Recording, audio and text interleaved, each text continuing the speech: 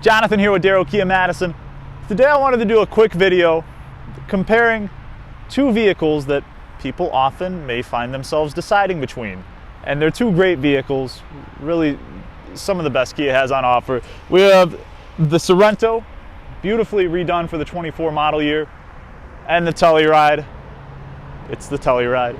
So, two different vehicles, and both are fantastic for different people, and some either might make sense for.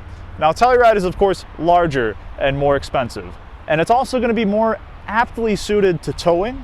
The Telluride generally will have a 5,000 pound towing capacity, up to 5,500 in the X Pro models, whereas the Sorento, you're going to have around 2,000 in the lower end ones, and you can actually get up to about 4,500 in the X Pro, so a little bit more capability in the Telluride.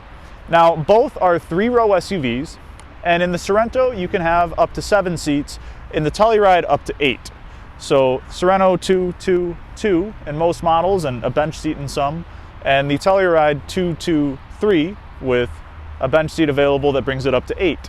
Now, speaking of third rows, I'll show you the biggest difference. Now, I'm of course an adult, I think, and this third row, I can get back here and sit without my knees even hitting the seat or my head hitting the ceiling. So if you routinely find yourself in a situation where you have to carry around 6 adults, buy a Telluride, bar none. The Sorento, you can fit adults in the third row, but it requires a little bit more gymnastics.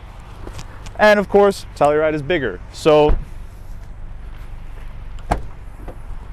show you for comparison's sake, this is the Sorento, and this is a very spacious vehicle. With the third row down, ample amount of room, and if that's not enough, this is even more room. But if we go to the Telluride, you can see even behind the third row, you have a greater capacity for stuff. So the Telluride just fits more stuff. That also comes with a bigger exterior and a bigger price tag.